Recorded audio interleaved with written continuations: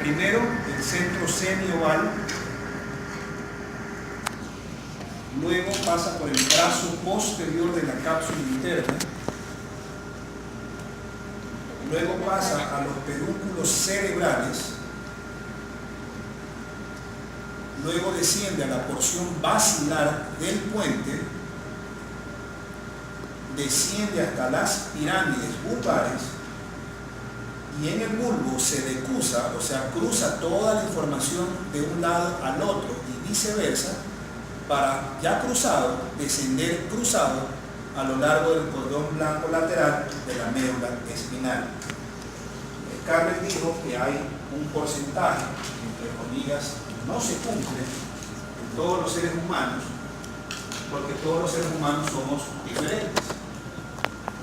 La mayoría de textos hablan, casi todos, de aproximadamente un 90% a expensas de un fascículo córtico espinal lateral, que es el principal, y habla de un 10% restante, que lo divide en un 8% y en un 2% en relación con un sistema formado por dos tipos de fibras. Uno que es el córtico espinal anterior y otro que es la fibra o el fascículo córtico espinal anterolateral. ¿Sí? Todos estos descienden y todos se asume que se cruzan, por lo menos en la mayoría, o sea, casi el 90% se asume que se cruza en el otro lado para bajar como fascículo córtico espinal lateral en el cordón blanco lateral. Pero esto es en la actualidad relativamente falso y no se debería enseñar así, por una sencilla razón, o por dos razones, perdón. Porque cuando el sistema córtico espinal va descendiendo,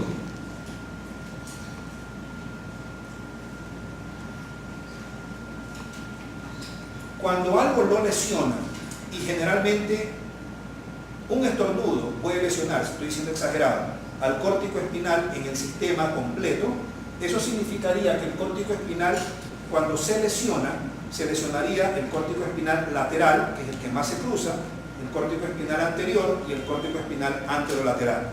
Pero cuando hay una patología del sistema córtico espinal, siempre, en el 100% de los casos, las lesiones que producen debilidad obedecen a la lesión del córtico espinal lateral. Pero en cambio, al lesionarse los otros dos, o sea, el córtico espinal anterior y el córtico espinal anterolateral, más que lesionarse, hiperactúa y se libera. No sé si me hice entender. No sé si me hice entender. A ver. El sistema córtico espinal va descendiendo. El sistema córtico espinal se llama sistema piramidal porque procede de estructuras piramidales. Después de un rato les explico cuáles son las estructuras piramidales. Cuando va descendiendo, hay una mayor cantidad en porcentaje, entre comillas que es falso, que en un 90% van a formar el córtico espinal lateral. Y el 10% restante se mezcla el córtico espinal anterior con el córtico espinal anterolateral. Cuando una lesión daña el sistema piramidal, daña los tres fascículos, porque los tres fascículos van entreverados entre ellos, o sea, el córtico espinal lateral, el córtico espinal anterior y el córtico espinal anterolateral. Pero cuando algo lesiona el sistema piramidal, o sea, los tres en conjunto, y siempre va a ser los tres en conjunto, la patología que más llama la atención es la debilidad muscular del hemicuerpo contrario. Porque cuando algo lesiona el córtico espinal, obviamente en mayor proporción en relación al lateral, eso se traduce como, clínicamente hablando, ¿cómo se llama cuando se lesiona? Yo lesiono ahorita la corteza cerebral mía de mi hemisferio derecho. ¿Qué sucede con mi hemicuerpo izquierdo? ¿Por qué digo mi hemiscuerpo izquierdo? Porque obviamente la información que viene de la derecha se cruza a la izquierda y la de la izquierda se cruza a la derecha. Entonces, ¿qué pasa si yo tengo un infarto justo de la región que da origen al sistema piramidal en el hemisferio derecho? ¿Qué sucede clínicamente con mi cuerpo en el lado izquierdo? ¿Eso cómo se llama? Hemiplegia, no se ve. ¿Ah? Hemiplegia. Hemiplegia. Hemiplegia o hemiplegia cuando es total, o sea, parálisis total, global. Pero cuando es parcial, se le llama hemiparesia, con S. Pero del hemicuerpo contrario. Ahora, cuando algo lesiona el sistema piramidal, la clínica más predominante es la debilidad muscular del hemicuerpo contrario. A eso se le llama, si es total, la parálisis o debilidad muscular, hemiplegia. Y si es parcial, se le llama hemiparesia. ¿Sí? ¿Sí me voy a entender? Ok. Pero los otros dos, al también haber sido lesionados, se liberan y en vez de disminuir su función, como sí sucede con el córtico espinal lateral, hacen lo contrario. Porque hay estructuras de la corteza que lo obligan a funcionar de esa manera. Eso lo veremos en corteza. Entonces, repito, si algo lesiona el sistema córtico espinal, la clínica predominante siempre va a ser de debilidad muscular del hemicuerpo contrario. Pero eso es porque se lesionó. Por lo tanto, ese fascículo inhibe su función. Y al inhibir su función, debilita la musculatura en relación a la motricidad, pero del hemicuerpo contrario. Pero los otros dos que también marcharon en la lesión, en vez de lesionarse, hiperactúan porque se liberan y hacen cosas que no deberían hacer. Con eso, ¿qué quiero decir? Que cuando nosotros estamos sanos, o sea, nosotros ahorita, nosotros en realidad utilizamos nuestro sistema córtico espinal, pero a predominio del córtico espinal lateral. Pero los otros dos que mencionan los textos como relevantes, que son el anterior y el anterolateral, no funcionan para nada. Pero sí funcionan liberándose cuando algo me lesiona el sistema córtico espinal, más el lateral y en menor proporción los otros dos. Creo que sí me hice entender. Ok. No me digan que lo repite porque creo que sí lo dije bien. Ahora, ¿de dónde parte el sistema piramidal? Esto es un cerebro.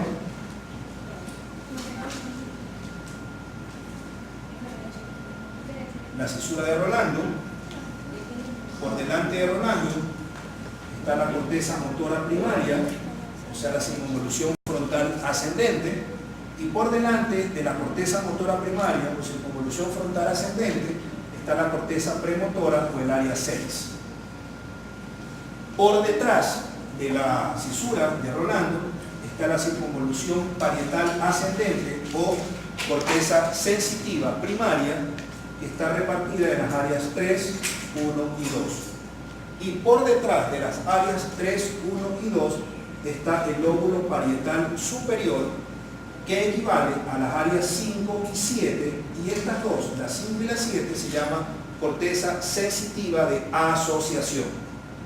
Estas áreas originan un gran fascículo que va a ser el córtico espinal.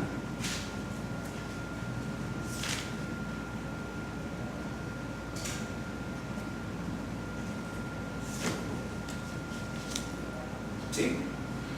Este fascículo córtico espinal, a su vez, está dividido proporcionalmente en cada una de estas áreas. Entonces, el área 4, o sea, esta de aquí, contribuye con el 31% de las fibras totales del sistema piramidal. O sea, esta áreacita de aquí, esta contribuye con el 31%. El área 6, que es el área premotora, que está por delante del área motora primaria, contribuye con el 29%. Ahí ya van 60%. Pero en cambio, las áreas que están por detrás de la cisura de Rolando, o sea, las 3, 1 y 2, y las áreas 5 y 7, contribuyen con el restante 40%. Eso significa en buen romance, y hay una explicación clínica para eso, ojalá la podamos ver en algún momento cuando lleguemos a corteza. Eso significa que por cada 10 fibras que están formando parte del sistema de motricidad voluntaria de mi cuerpo, obviamente del lado contrario del cual salieron, de cada 10 fibras, 4 tienen preponderancia sensitiva, pero que están descendiendo en un sistema que es 100% motor. ¿Sí se dan cuenta? ¿Sí? ¿Sigo? ¿Puedo seguir? Sí, ok. Descienden y descienden y descienden, y se supone que al ir descendiendo van empaquetándose, por decirlo así, no sé cómo explicarlo, pero se van empaquetando en un sistema que va bajando desde el hemisferio derecho por el lado derecho, desde el hemisferio izquierdo por el lado izquierdo, para cuando llegan a la pirámide vulvar se apelotonan con mayor razón en las pirámides vulvares. Al decir apelotonamiento, lo que les quiero dar a entender es que mientras las fibras del sistema piramidal van descendiendo, van como que disgregadas, ¿sí? Pero dejan de estar disgregadas cuando llegan precisamente a la pirámide en el bulbo raquídeo. Por lo tanto, el único sitio del sistema nervioso central donde el sistema piramidal es puramente piramidal, solamente va a ser en las pirámides del bulbo raquídeo, porque solamente las pirámides están formadas por fibras piramidales. Pero mientras está descendiendo, este sistema va disgregado. Eso clínicamente les va a servir bastantísimo por una sencilla razón, porque cuando vean pacientes en los que ustedes asumen que por su debilidad muscular hay hemiplegia, esa hemiplegia la provocó un daño ¿de quién? De la vía piramidal. La vía piramidal es grandísima, puede ser en la corteza, puede ser por un infarto en el centro semioval o en la columna radiada, puede ser por un infarto más abajo en el brazo posterior de la cápsula interna, puede ser por un infarto en el pie de los pedúnculos cerebrales, puede ser por un infarto en la porción basilar del puente, puede ser por un infarto en la pirámide vulvar, o puede ser una lesión en el cordón blanco lateral en la médula espinal, porque va descendiendo, sí o no. Sí me hago entender lo que les estoy diciendo, ok. Pero mientras va descendiendo, obviamente, a medida que va descendiendo, cualquiera de estos sitios o estructuras se puede lesionar. Y básicamente cualquiera que se lesione va a producir la misma forma de lesión o debilidad motora. O sea, ¿qué cosa? Hemiplegia. Pero la hemiplegia, y esto lo veremos, pero les va a servir si es que no lo llevo a explicar bien en el futuro. Pero la hemiplegia en agudo significa ayer le pasó algo a un paciente, se la puede dividir en dos formas, clínicamente hablando, perdón, no clínicamente hablando, semiológicamente hablando. Hemiplegia flácida y hemiplegia espástica.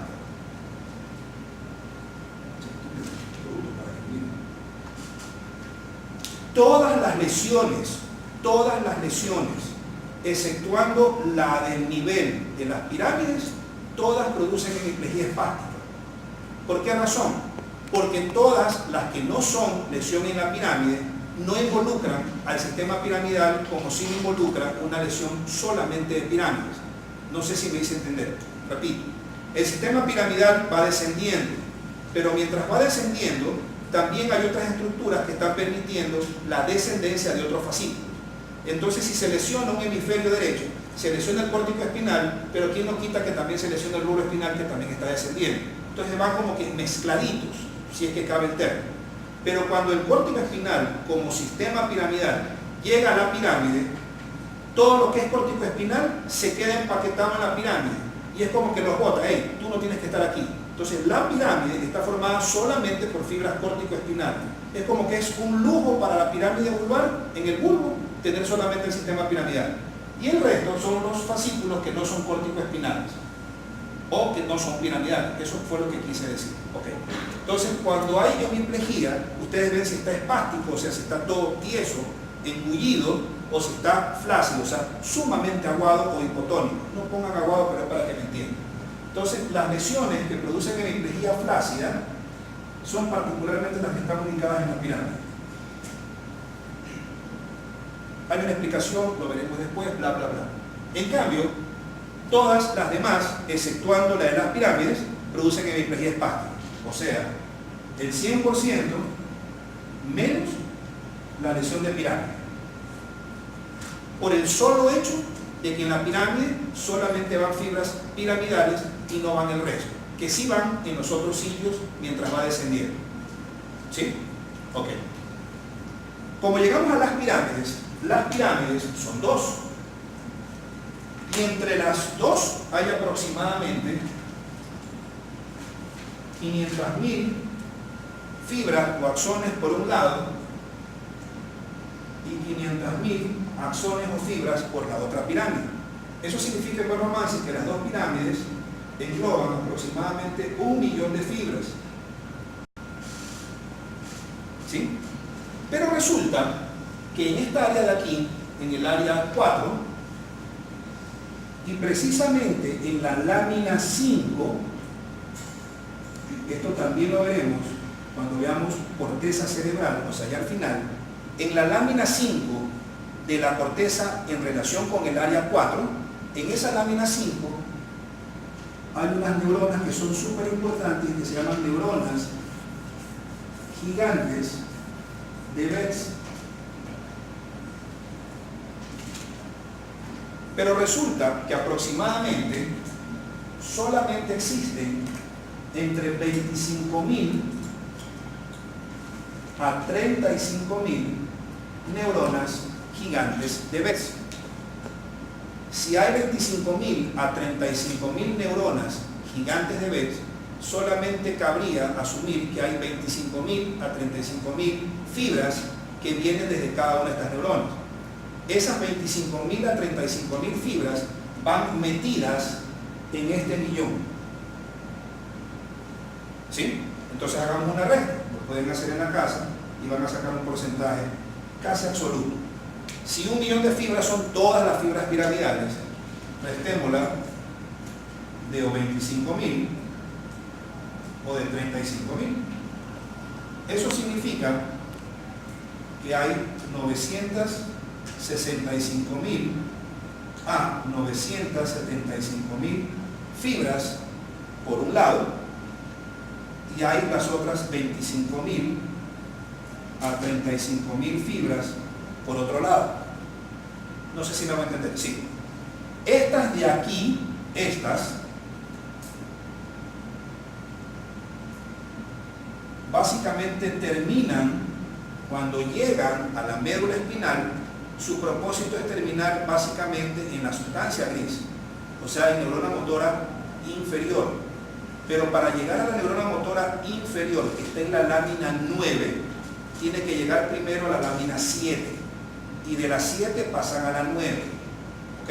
Entonces, esta cantidad de fibras primero llega a la lámina 7, donde hay un grupo de neuronas que se llaman internunciales, que son como que de paso o de conexión. Y de estas neuronas internunciales que están en la lámina 7, terminan en la lámina 9. En cambio, las que quedaron, o sea, el puchito, los 25.000 a 35.000, estas de aquí terminan directamente en la lámina 9. O sea, no le paran bola a la lámina 7, sino que de una terminan en la lámina 9. Y en la lámina 9 precisamente están las motoneuronas alfa. Las alfa, que son para grandes paquetes musculares, para la fibra extrafusal. Están las beta, que es para el uso neuromuscular. Y están las gamma, que es para la fibra intrafusal. Las alfa es para las fibras extrafusales, o sea, el músculo grosero, la fibra muscular grande. Las beta para el uso neuromuscular primario y secundario, y las gamma para las fibras intrafusales que están dentro de cada uso neuromuscular primario y secundario. ¿Sí? Estas fibras en particular, yo les suelo decir, no está en ningún texto, pero yo lo suelo decir para que lo entiendan, como que fuera un fascículo córtico espinal. Yo les suelo decir CBETS, para que me entiendan los alumnos. Y al de acá les suelo decir yo fascículo córtico espinal no BETS. Estas fibras de 25 a 35.000, que son para mí no lo van a encontrar en ningún texto, pero para que me entiendan. Este fascículo córtico espinal CIBEX es básicamente para movimientos de manipulación digital.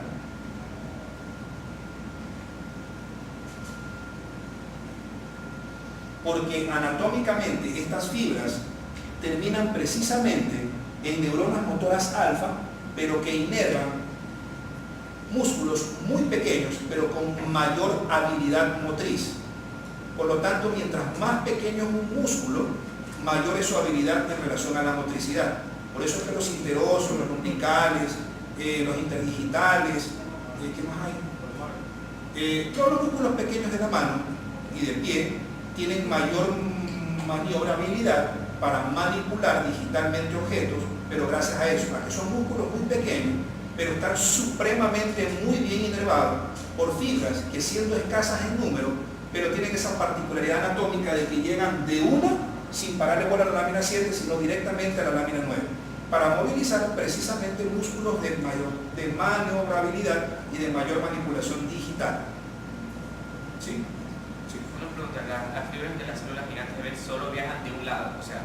No, de los dos lados. ¿Y por qué es 975? Debe ser 950. Entre los dos. Pero 25 y 25 ambos lados. Claro. 50. Sí. Bueno, ya, de los dos lados. De los dos lados. De los dos lados, de los dos lados. No te preocupes por eso. De los dos lados. Más o menos, el porcentaje no tiene que pasar del 10 al 20%. O sea, ese 10 al 20% máximo sería el que yo le suelo decir CIBEX. Y el resto, o sea, el 80 al 90 es el no BEX. ¿Sí? Las cifras pueden variar.